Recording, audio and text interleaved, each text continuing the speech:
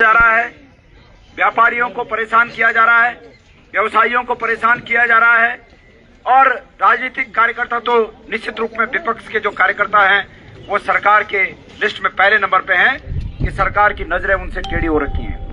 ऐसे मौके पर हमारे प्रदेश के बहुत ही वरिष्ठ नेता आदरणीय तीरकराज बेहड़ जी ने और हमारे नेता प्रतिपक्ष यशपाल आर्य जी ने, हमारे वरिष्ठ नेताओं ने इस जुल्म के खिलाफ ये जो आज यहाँ पर एसएसपी कार्यालय का धरना यहाँ पर आयोजित किया, मैं सभी हमारे सम्मानित साथियों को तहे दिल से धन्यवाद करना चाहता हूँ कि आप लोगों ने इतनी बड़ी संख्या में आकर समर्थन यहाँ पर दिया। साथियों, ये लड़ाई यहीं तक सीमित नहीं है, ये लड़ाई पुरजोर तरीके से लड़नी पड़ेगी। लेकिन मुझे विश्वास है कि अतीत में जिस आजादी की लड़ाई को हम लोगों ने लड़कर, हमारे अतीत के हमारे पुरखों ने उस आजादी की लड़ाई को लड़कर अंजाम तक पहुंचाया, आज वो वक्त फिर दोबारा लौट के आया है और हमारा आह्वान करता है कि वो लोग जो जमहूरियत पसंद करते हैं, जो इस देश में लोकतंत्र के मूल्यों की स्थापना पहले से जो हुई थी उसको यथावत रखना चाहते हैं, उन लोगों का मैं आह्वान करता हूं कि इस लड़ाई में आप लोग सब शरीक होइए और एक बार फिर आवश्यक है कि इस तानाशाही सरकार के खिलाफ बुलंद आवाज की जाए और इस तानाशाही सरकार को जवाब दिया जाए। वैसे मैं इस तानाशाही सरकार के मुखिया को, निजाम साहब को, रुद्रपुर के इस एसएसपी ऑफिस से ये संदेश देना चाहता हूं कि तुझसे पहले जो यहाँ शख्स तख्ता नसीब था उसको भी अपने रब होने का इतना ही यकीन था और वो 2 महीने चला। इनसे पहले वाला 2 ही महीने चला, उसके पहले वाले 3 साल चले और तमाम लोग होते गए, लेकिन एक दिन जो इस तख्त पे आया है उसको वापस जाना पड़ता है। और खबरदार कि जो तुम इस प्रदेश को रौंदने की अपनी लोकतांत्रिक इच्छाओं के चलते इस प्रदेश को पुलिस प्रशासन के द्वारा रौंदने की तुम जो अपनी इच्छाएं रखते हो, कभी पलड़ा पलटता भी है, क्योंकि इस देश के चरित्र में, इस प्रदेश के चरित्र में लोकतंत्र कूट कूट कर भरा हुआ है। अभी ये जो पूरा बखेड़ा है, ये बखेड़ा इसी रूप में खड़ा हुआ कि एक व्यक्ति को जो कोऑपरेटिव के चुनाव में वहां चुनाव कार्य कर रहा था, किसी एक अनजान व्यक्ति की शिकायत पर उठा लिया जाता है। उसको उस कोऑपरेटिव के चुनाव में आधे घंटा 1 घंटे का वक्त भी नहीं दिया जाता कि वो अपने फर्ज को अंजाम पूरा दे सके, उसको उठा दिया जाता है। और वो भी ऐसे परिवार से है जिस परिवार के अतीत में 2 लोगों ने इस देश के स्वतंत्रता संग्राम में अंग्रेजों के सामने फांसी पर झूलना पसंद किया, लेकिन अंग्रेजों की चापलूसी पसंद नहीं की। उस परिवार के व्यक्ति को ये पुलिस उनके राजनीतिक रहनुमाओं के आदेश पर आधे घंटे में उठा देती है। लेकिन अब जब जांच की बात आती है ऐसे कोतवाल के खिलाफ, तो ये पुलिस, उत्तराखंड की पुलिस, उस जांच को तब तक उस कोतवाल को नहीं हटाती जब तक कि वो जांच पूरी हो जाए। भाई, ये कैसे चलेगा? और आज अपने इस लोकतांत्रिक हक की लड़ाई को मैं चुनौती देता हूं, माननीय मुख्यमंत्री जी, हम इस लोकतंत्र में इस हक की लड़ाई को अंजाम तक पहुंचा के रहेंगे। ये लड़ाई कितनी लंबी क्यों न हो। इतिहास सभी पढ़ते हैं और इतिहास तो अलग बात है, वर्तमान देख लीजिए। ऐसे भी राष्ट्राध्यक्ष हैं जिन्होंने अमेरिका जैसी ताकत के सामने अपने देश से प्रेम करते हुए अमेरिका जैसी ताकत को मुंह पर जवाब दे दिया। ऐसे भी लोग हैं। तो आज हिंदुस्तान में भी ऐसे लोग हैं जो अंग्रेजों से नहीं डरे, तो इनसे क्या डरेंगे। जगह जगह पर डराने की बात, जगह जगह पर धमकाने की बात, छोटे से छोटे कार्यकर्ता को डराने की बात, आखिर कब तक सहा जाएगा।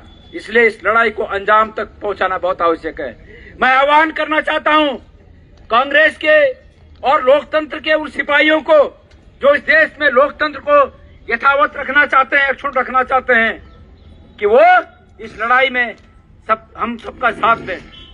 यहाँ पर बेहड़ जी ने ऐलान किया है कि जब तक ये लड़ाई अंजाम तक नहीं पहुंचती, हम इस लड़ाई को अधूरे में नहीं छोड़ेंगे। इसलिए मैं नजदीक के, रुद्रपुर के नजदीक के तमाम कांग्रेस के कार्यकर्ताओं को, पदाधिकारियों को और उन तमाम लोगों को जो राजनीतिक पार्टियों में रहते हुए भी इस बात के पक्षधर हों कि पुलिस का काम जनता को संरक्षण देना होता है, प्रताड़ित करना नहीं होता, मैं उम्मीद करता हूं, आह्वान करता हूं कि वो सब लोग बेहड़ जी को समर्थन देने के लिए यहां पहुंचे। मेरे प्यारे साथियों, ये तो कोई बात ही नहीं है। मांग इतनी सी थी कि भाई जो अधिकारी के खिलाफ शिकायत है वो अधिकारी खुद भी जब जांच अधिकारी या जांच अधिकारी कार्यालय में रहेगा तो ये स्वाभाविक है कि वो जांच को प्रभावित करता है। इसलिए पुलिस के मुखिया उसको अन्यत्र करें, लेकिन नहीं, क्योंकि इस प्रदेश के जो मुखिया हैं जब वही तानाशाह बन गए हैं तो पुलिस पर तो पहले से आरोप है कि तानाशाही करती है। इसलिए पुलिस वही करती है जो मुखिया को पसंद है। और मैं एक बात कहना चाहता हूं, यहाँ पे पुलिस के अधिकारी लोग भी हैं, समय आते जाते रहता है, एक बात का ध्यान रखना, समय आते जाते रहता है और आपका ये कर्म, इस पुलिस मुख्यालय के अधिकारियों का ये कर्म कि एंड टाइम पर महिला पुलिस को आगे कर देना, मैं समझता हूं कि कहीं भी आपके शौर्य को शोभा नहीं देता। मैं मुंह पे आपको कहना चाहता हूं, महिला पुलिस को आगे करना आपके शौर्य को शोभा नहीं देता। हमें आप पर नाज होना चाहिए था कि आप हमसे टक्कर लेते, लेकिन आप जिस प्रकार से पीछे होकर महिला पुलिस को आगे कर रहे हो, ये आगे आने वाले समय के लिए भी उत्तराखंड पुलिस के सम्मान को निश्चित रूप में आगे नहीं बढ़ाएगा। अरे भैया पुलिस भाई, कोई नहीं तुम पर चिपक रहा है। और इसके साथ साथ मैं आपको एक उदाहरण देना चाहता हूं। मैंने आपसे कहा कि अतीत में आपके पुलिस के मुखिया दूसरे थे, वो बदल गए, वो भी राजनीतिक कामों में संलिप्त थे, और अभी भी पुलिस का चरित्र कम से कम इस उत्तराखंड में बदलना चाहिए। ये बात बाहर तक जानी चाहिए कि पुलिस का काम राजनीतिक नेताओं को उनके राजनीतिक कामों में सहयोग करना नहीं है। पुलिस का काम जनता का संरक्षण करना है, कानून की रक्षा करना है।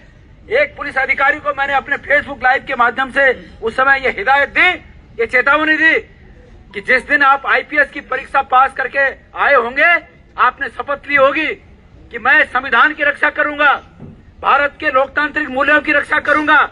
लेकिन बड़े अफसोस की बात है कि आप अपने राजनीतिक आकाओं के मंसूबों की रक्षा कर रहे हैं। और मैंने कहा कि जो नया लड़का आईपीएस की तैयारी कर रहा होगा, अगर आपके इस कृत्य को वो देखेगा तो वो हतोत्साहित होगा कि क्या आईपीएस की परीक्षा पास करने के बाद मुझे क्या यही करना पड़ेगा। इसलिए मैं आपका आह्वान इस रूप में करना चाहता हूं कि आप लोग लोकतांत्रिक नेता अपने आकाओं के हितों के संरक्षण के बजाय जो संविधान में और जो आपके कर्तव्यों का जो ब्यौरा है, जो कर्तव्य आपको पुकारते हैं, उन कर्तव्यों को आप लोग अंजाम दें। मैं ये उत्तराखंड की पुलिस से चाहता हूं।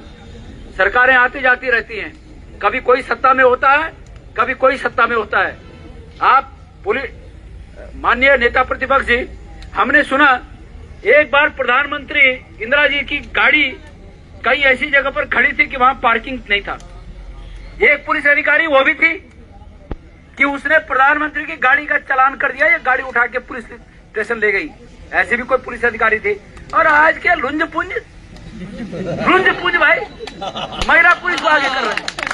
कितना बड़ा विरोधाभास है, वो भी रीढ़ रही होगी। और ये फर्ज पुकारता है कि हम अपने जो हमारे फर्ज हैं उन फर्जों को हम अंजाम दें। तो माननीय बेहड़ जी, लड़ाई लंबी है, लेकिन हम आपके साथ हैं, पूरा उत्तराखंड आपके साथ है। नेता प्रतिपक्ष यशपाल आर्य जी यहाँ पर हमारे संरक्षक के रूप में, हमारे नेता के रूप में यहाँ है, हमारे नेता के रूप में यहाँ है। और निश्चित रूप में ये पूरे उत्तराखंड में ये चिंगारी बहुत बड़ी आग बनकर आगे बढ़ेगी। आज का दिन मैं आप लोगों से कहना चाहता हूं, आज का दिन उत्तराखंड में कितनी महत्वपूर्ण बातें हो रही हैं आप जानते हैं।